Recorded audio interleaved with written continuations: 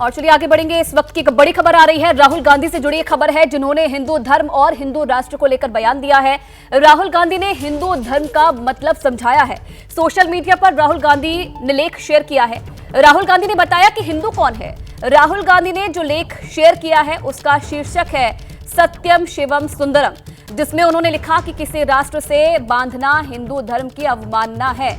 उन्होंने अपने लेख में यह भी लिखा है कि हिंदू धर्म को किसी राष्ट्र या किसी विशेष भूभाग से नहीं जोड़ा जाना चाहिए। राहुल गांधी के ऐसे विचार ऐसे वक्त में आए हैं जब विपक्षी दलों के गठबंधन इंडिया के नेताओं के सनातन विरोधी बयान सामने आ चुके हैं। उन पर घमासान हो रहा है और उस घमासान के बीच राहुल गांधी के इस हिंदू कार्ड पर सियासी वार पलटवार होना तय माना जा रहा है। तो राहुल गांधी का लेख, एक तरफ सनातन को लेकर लगातार इंडिया गठबंधन के नेताओं के बयान सामने आ रहे थे, किस तरीके से सनातन को लेकर विवादित टिप्पणियां की जा रही थी, तो दूसरी तरफ अब राहुल का हिंदू कार्ड सामने आया है। एक लेख उन्होंने शेयर किया है और इसे नाम दिया है सत्यम शिवम सुंदरम।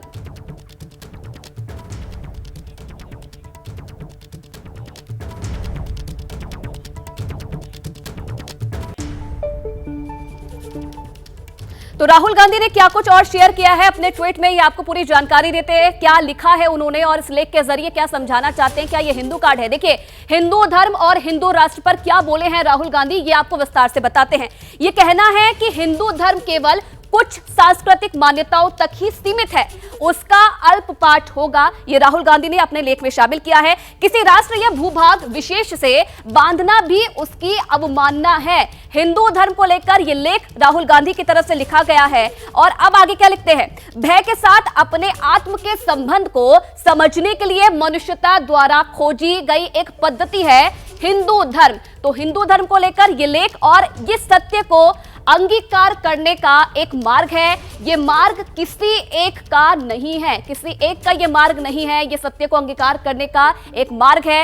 ये मार्ग हर उस व्यक्ति के लिए है, सुलभ है जो इस पर चलना चाहता है। सिर्फ एक के लिए नहीं, ये मार्ग हर उस व्यक्ति के लिए सुलभ है जो इस मार्ग पर चलना चाहता है। राहुल गांधी का ये लेख जो कि आज उन्होंने एक्स पर डाला है, क्या मायने हैं इसके, क्या लेख के मायने हैं, क्योंकि इससे पहले हमने देखा कि किस तरीके से सनातन धर्म को लेकर इंडिया गठबंधन के जो नेता थे लगातार बयानबाजी कर रहे थे। और हमारे साथ देखिए हमारे दो सहयोगी जो जुड़ रहे हैं, जैनेंद्र और नीरज पांडे हमारे साथ जुड़े हुए हैं। सबसे पहले जैनेंद्र, आपके पास चलते हैं। एक तरफ देखते हैं हम कि गठबंधन के नेता लगातार सनातन धर्म को लेकर बयानबाजी कर रहे थे। उस वक्त भी आपने देखा था कि कई नेता ये मांग कर रहे थे एनडीए के कि राहुल गांधी इस पर चुप्पी क्यों साधे हुए। अब जब जवाब दिया है राहुल गांधी ने, तो हिंदू धर्म को लेकर तमाम बातें पोस्ट कर दी हैं।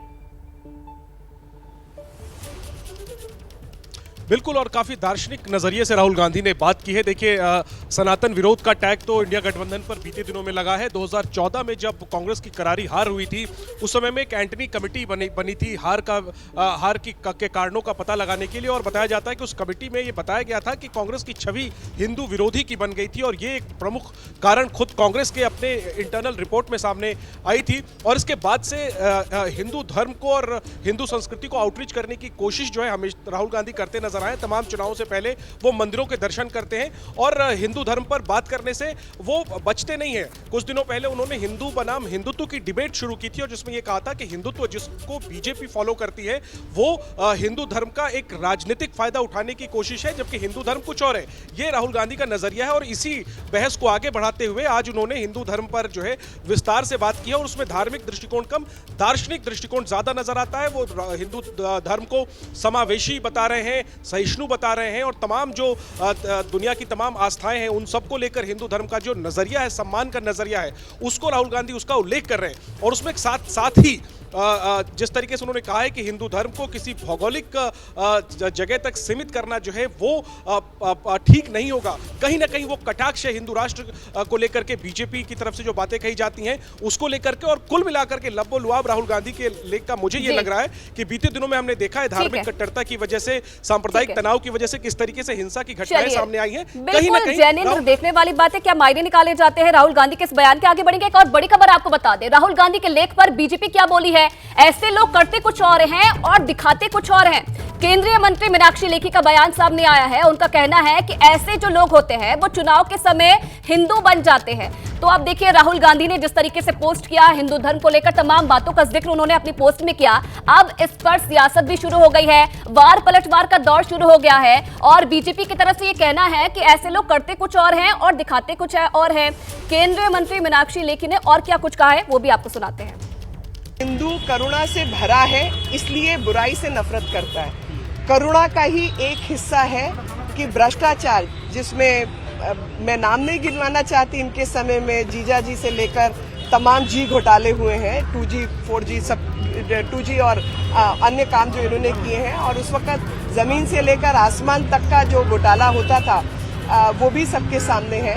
और आप समझ सकते हैं कि किस प्रकार से सरकार ने उस अस्वच्छता को खत्म किया, क्योंकि देश के प्रति उसकी करुणा है और अपराध के प्रति करुणा नहीं होती। लेकिन इसलिए क्या उम्मीद करते हैं इन लोगों से जो चुनावी हिंदू बन जाते हैं? आप क्या उम्मीद करते हैं जो प्रैक्टिस कुछ और करते हैं और दिखाते कुछ और है? नीरज पांडे भी हमारे साथ जुड़े हुए हैं। नीरज, राहुल गांधी जब कुछ पोस्ट करते हैं तो वार पलटवार का दौर तो शुरू होता है, ये तो आम बात है, लेकिन अब जो उन्होंने हिंदू धर्म को लेकर ये बयान दिया है और जो बातें उन्होंने लिखी है, क्या इसके मायने आखिरकार निकाले जाए? क्योंकि एक तरफ तो लगातार सनातन धर्म को लेकर बयानबाजी की जा रही थी और उसे लेकर इंडिया गठबंधन तो पहले से घिरा हुआ है। अब क्या मायने निकाले जाए राहुल गांधी के इस पोस्ट के? देखिए, अभी 4 राज्यों के चुनाव है इसी साल के अंत तक, और इन 4 राज्यों के चुनाव तक इस तरह के न जाने कितने पत्र और न जाने कितने बयान देखने को मिलेंगे। लेकिन इस पर एक बात बहुत समझना ज़रूरी है।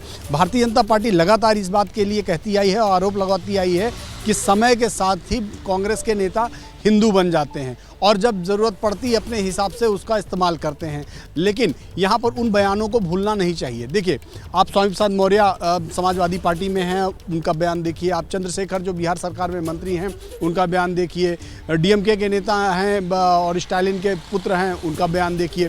तो ये सारे जो वो दल हैं जो कहीं ना कहीं कांग्रेस के साथ काम कर रहे हैं। कार्ति चिदम्बरम कांग्रेस के सांसद हैं और वो सनातन और हिंदुत्व पर और हिंदू धर्म पर बयान देते हैं, लेकिन कांग्रेस का इस पर किसी तरह का कोई बहुत बड़ा रिएक्शन नहीं आता है।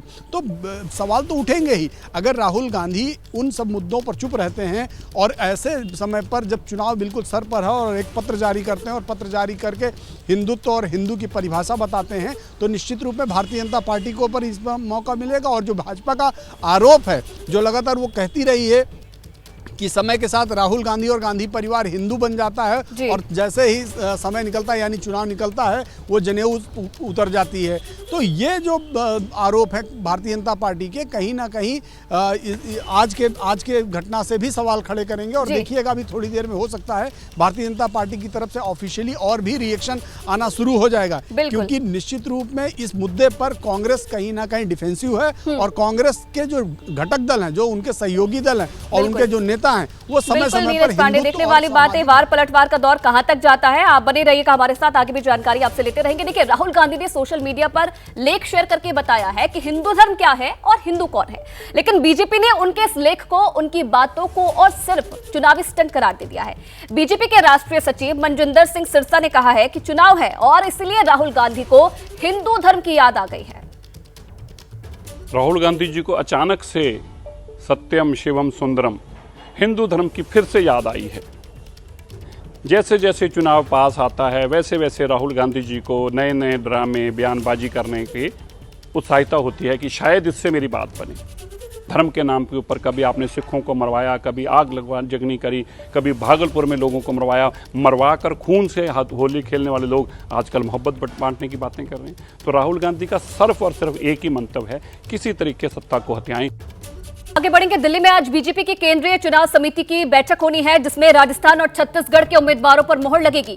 शाम 6 बजे पार्टी मुख्यालय में यह बैठक होनी है। मीटिंग में प्रधानमंत्री मोदी, बीजेपी अध्यक्ष जेपी नड्डा समेत पार्टी के पदाधिकारी भी मौजूद रहने वाले हैं।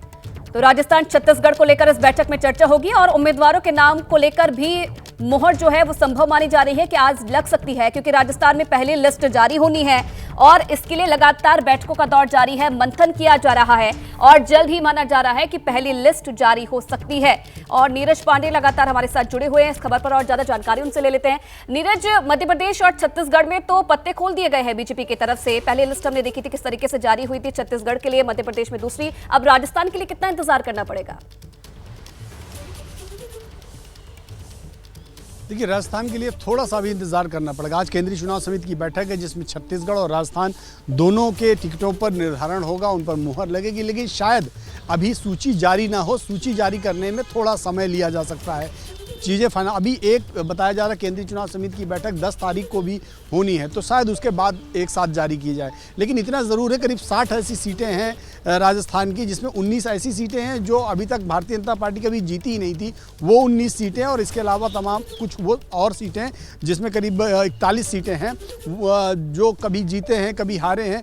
60 सीटों पर मंथन हुआ है और इन 60 सीटों में करीब 42 से 45 सीटें ऐसी हैं जिनको भारतीय जनता पार्टी जिन पर एक अंतिम मुहर आज ले लेगी, अंतिम फैसला कर लेगी। जारी कब करती है भारतीय जनता पार्टी के सोर्सेस से पता चलेगा, मीटिंग के बाद पता चलेगा कि आज ही जारी करते हैं या 2 दिन बाद जारी करते हैं या 10 दिन बाद जारी करते हैं। लेकिन ये ज़रूर है 42 से 45 ऐसी सीटें हैं जो लगभग फाइनल हो चुकी हैं, उसमें एक नाम फाइनल है और उनको भारतीय जनता पार्टी ने उनकी तैयारी कर ली और आज की केंद्रीय चुनाव समिति की बैठक में फैसला हो जाएगा। इसी तरह करीब 35 ऐसी सीटें हैं जो छत्तीसगढ़ की हैं, वो उन पर भी लगभग फैसला हो चुका है, उस पर कोर कमेटी में निर्णय हो चुका है। लेकिन उसको चूँकि ये प्रोसेस है भारतीय जनता पार्टी का, जब केंद्रीय चुनाव समिति ही अंतिम फैसला लेती है तो आज उनको वहाँ भी रखा जाएगा और 35 सीटों पर वहाँ भी फैसला हो जाएगा। तो 2 राज्यों की सीटों पर आज ये फैसला होगा, जिसमें राजस्थान की पहली सूची आ सकती है और छत्तीसगढ़ की दूसरी सूची आ सकती है जी। तो उसके बाद एक और होगी केंद्रीय चुनाव समिति बैठक जिसमें राजस्थान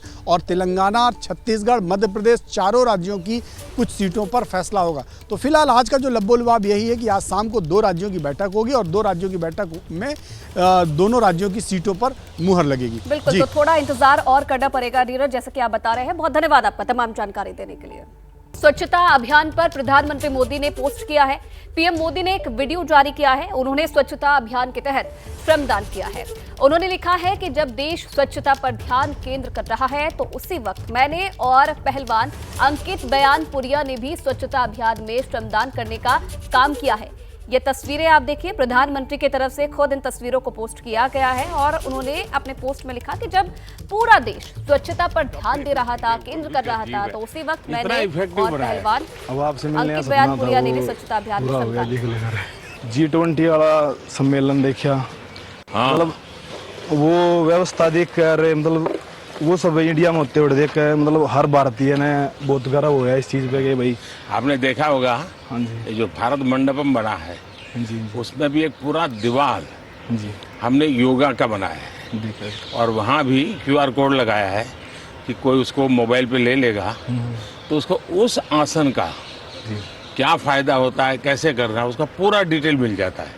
और आपने जो स्पोर्ट्स के लिए किया है, अगर मैं खुद स्पोर्ट्स पर्सन था, हाँ, इंजरी के मारे थोड़ा सा दूर हूँ स्पोर्ट्स से, पर मतलब देखा करते कि आप जब मेडल आया था खुद पर्सनली फ़ोन कराया करते प्लेयर के पास से, और आपने फिट इंडिया जैसी मुहिम चलाई, खेलो इंडिया, तो उस तय खिलाड़ियों ने बहुत ज़्यादा प्रोत्साहन मिलने लग रहा है। आपका जो 75 डे चैलेंज है उसमें क्या करते हैं आप? उसमें 5 रूल फॉलो करने हैं। एक तो 2 टाइम वर्कआउट हो, उसमें 2 टाइम होना चाहिए। हाँ, 2 टाइम होना चाहिए, अलग अलग होना चाहिए, एक इंडोर हो एक आउटडोर हो, दोनों आउटडोर हो तो जब भी कोई दिक्कत नहीं। दूसरा 4 लीटर पानी, एक बुक पढ़नी है 10 पेज कोई भी बुक हो, उसमें मैं अपने पुराण पढ़ डालना लग रहा हूँ। अच्छा, पहले श्रीमद् भागवत गीता पढ़ी थी, अब शिव पुराण पढ़ डालना लग रहा हूँ। और चौथा रूल है उसका स्ट्रिक्ट डाइट फॉलो करनी है। और चौथा बनी एक सेल्फी लेनी है, प्रोग्रेस ट्रैक करनी थी। नहीं, अच्छा है इसके लिए एक स्वच्छता का संदेश, क्योंकि मैंने देखा है कि धीरे धीरे देश में स्वच्छता के लिए सबकी रुचि बन रही है। परिवार में छोटे बच्चे भी अपने दादा को कहते हैं गंदा मत करो। तो एक अच्छा वातावरण से भी। चलिए अंकित, बहुत बढ़िया काम कर रहे हो आप। बहुत आगे बढ़िए।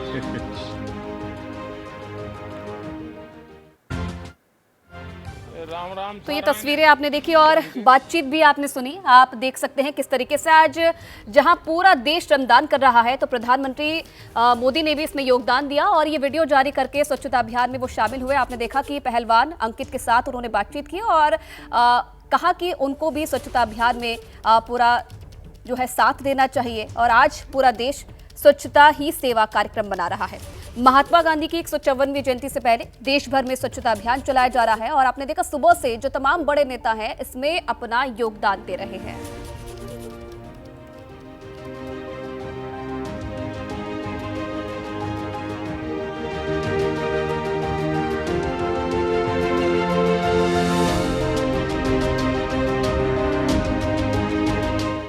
फिटनेस के लिए आप इतनी मेहनत करते हैं, उसमें ये स्वच्छता अभियान के स्वच्छता अभियान पर प्रधानमंत्री मोदी ने पोस्ट किया है। पीएम मोदी ने एक वीडियो जारी किया है और उन्होंने स्वच्छता अभियान के तहत श्रमदान किया है। अपने पोस्ट में उन्होंने लिखा कि जब देश स्वच्छता पर ध्यान केंद्र कर रहा था तो उसी वक्त मैंने और पहलवान अंकित बयानपुरिया ने भी स्वच्छता अभियान में श्रमदान करने का काम किया है।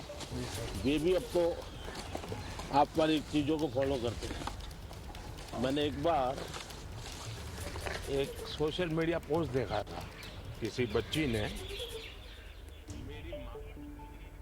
और चलिए अब आगे बढ़ेंगे। पूरा देश आज श्रमदान कर रहा है। हम आपको अलग अलग तस्वीरें दिखाते हैं जिसमें पीएम से लेकर मंत्री और सीएम तक श्रमदान करते दिखे हैं। पहली तस्वीर आप देखिए अहमदाबाद गुजरात से है, जहां वहां के सीएम भूपेंद्र पटेल ने और साथ ही साथ गृह मंत्री ने साफ सफाई की। जेपी नड्डा ने भी इस सफाई अभियान में अपना योगदान दिया। दिल्ली की तस्वीरें आप देख रहे हैं। रेल मंत्री ने भी सफाई अभियान में भाग लिया और देखिए तमाम जो कर्मचारी है उनके साथ उन्होंने साफ सफाई की। गुरुग्राम हरियाणा में, सीतापुर यूपी की तस्वीर भी आप देख रहे हैं। सीएम योगी आदित्यनाथ ने भी इस अभियान में अपना साथ दिया और इस अभियान से जुड़े सफाई की। और बीच में आप तस्वीर देख रहे हैं प्रधानमंत्री नरेंद्र मोदी की, जिन्होंने कुछ ही देर पहले ये पोस्ट की तस्वीर और किस तरीके से उन्होंने स्वच्छता अभियान में योगदान दिया। पहलवान अंकित के साथ ये तस्वीरें उन्होंने साझा की है। लंबी बातचीत भी उन्होंने अंकित के साथ की और कहा कि आगे भी उनको इस अभियान से जुड़ना चाहिए। ये तमाम तस्वीरें अलग अलग राज्यों की आपको दिखा रहे हैं किस तरीके से आज स्वच्छता अभियान बनाया जा रहा है। वहीं राजस्थान के कोटा में लोकसभा स्पीकर ने श्रमदान किया है। इस दौरान उन्होंने एबीपी न्यूज से खास बातचीत की है, सुनाते हैं आपको। इस वक्त मैं हूं कोटा में और मेरे साथ हैं लोकसभा के स्पीकर ओम बिरला जी, जो कोटा से सांसद भी हैं। पसीने से तरबतर इस वक्त हम देख सकते हैं कि पिछली काफी देर से ओम बिरला जी कोटा की इन तमाम सड़कों को साफ करने में जुटे हैं। बात करने की कोशिश करते हैं। बिरला साहब, पसीने से तरबतर स्वच्छता अभियान। महात्मा गांधी जी ने अपने जीवन में स्वच्छता को हमेशा अपने जीवन की दिनचर्या का हिस्सा बनाया। आज समाज में ये आम जन के अंदर स्वच्छता अपना दिनचर्या का हिस्सा बने। महात्मा गांधी के विचारों को, संदेश को, उनके जीवन दर्शन को, उनके जीवन को देखने के बाद हमें लगता है कि किस तरीके से देश की आज़ादी का आंदोलन लड़ने वाले इतने व्यस्तम समय में भी वो अपनी दिनचर्या का हिस्सा स्वच्छता में 1 घंटा देते थे। आज ये बयान भारत के प्रधानमंत्री जी ने देश की जनता से कहा है कि हम करोड़ों लोग अगर सामूहिकता से महात्मा गांधी के विचारों, उनके जीवन को, दर्शन को, उनके जीवन को देखेंगे तो उन आदर्शों को पालन करें, तो मुझे लगता है कि हम सामूहिकता से काम करेंगे तो भारत को सबका स्वच्छ देश बना सकते हैं। और ये सामूहिकता के सबके प्रयासों से संभव है। समाज का हर व्यक्ति स्वच्छतारी बने। तो लोकसभा अध्यक्ष ओम बिरला इस वक्त इन सफाई कर्मचारियों के साथ कोटा की इन तमाम सड़कों की सफाई में जुटे हैं और उनका मानना है कि सबसे ज़्यादा सम्मान के हकदार यही लोग हैं, क्योंकि जिस तरीके से सुबह से उठकर ये शहरों और गाँवों, कस्बों को साफ करने के काम में जुटते हैं, वो अपने आप में एक मिसाल है। खबरों की तह तक जाना और सच खोज के लाना ताकि आप रहें आगे। इसी सोच के साथ हम निकलते हैं खबरों की जमीनी हकीकत जानने। मणिपुर से लगातार कई दिन तक खबरें पहुंचाना हो या फिर हरियाणा में भड़की हिंसा के हर पहलू को सबके सामने लाना हो, हम बिना थके आप तक खबरें पहुंचाते रहे। पब्लिक इंटरेस्ट यानी आपके हित की बात। देखते रहिए पब्लिक इंटरेस्ट सिर्फ एबीपी न्यूज पर।